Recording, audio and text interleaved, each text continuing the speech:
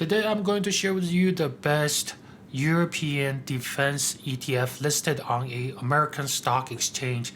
So the ETF needs to be easily accessible by a US stock investor. The investor doesn't need a special brokerage to buy European stuff.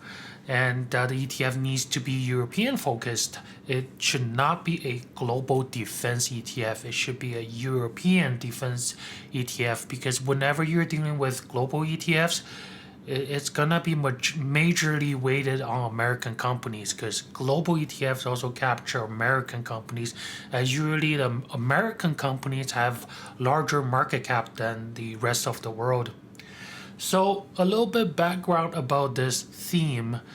With what's going on currently in the world stage, it seems like Europeans will be looking for self-sufficiency and self-reliance in the defense sector in the next few years.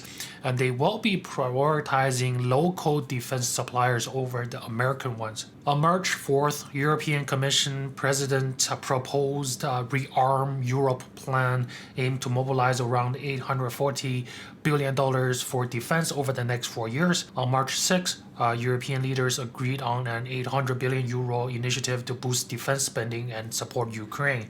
On March 8th, German political parties agreed to raise the debt limit, enabling up to $1.08 trillion in new borrowing in defense and infrastructure in the next several years. So to put this into perspective, Germany's current total debt is only around $2.5 trillion US dollars. So it's asking a 40% increase of the existing total German debt. Now let's talk about the ETF. There's only one ETF that's a European focused defense ETF that's listed in a American stock exchange.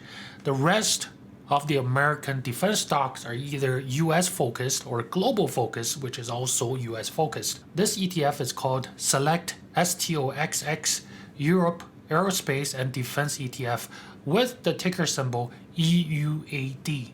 It is designed to offer investors targeted exposure to companies headquartered in Europe who derive at least 50% of their revenue from defense-related activities.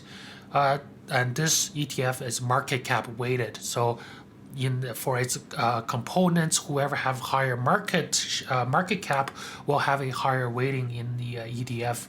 The ETF is very new. It's launched in October 2024.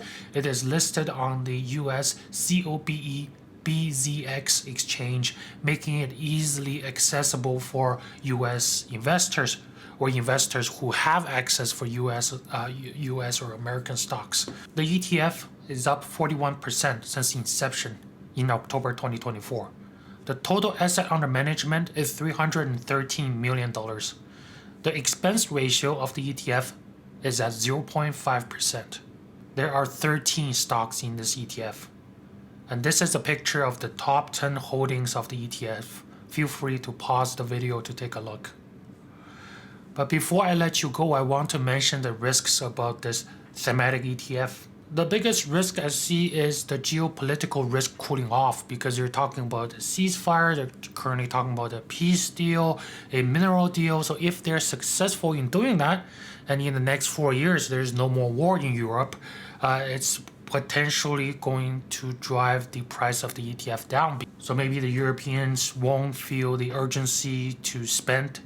Maybe there will be a delay or procrastination in the spending in the infrastructure. And currently this ETF already, and the entire sector already have a lot of optimism priced in. So any delay would cause the price to go down. And the second risk, I think, is currency risk, right? Because right now Donald Trump's doing a tariff. He's trying to bring manufacturing back into America. So theoretically, that's a force that's going to cause the US dollar to go up. But even though currently it looks like the US dollar is weakening against the European currency, against the euro, that's because of this infrastructure news on defense. But the long-term trend could be different, right? The long-term trend could be a strong US dollar and a weaker euro. And because this ETF is holding European assets, European companies, so if European money is weakening against your home currency, which is US dollar, that's going to be a risk, right? Because your equity, your ETF won't be worth as much when it's converted back to your home currency, which is US dollar.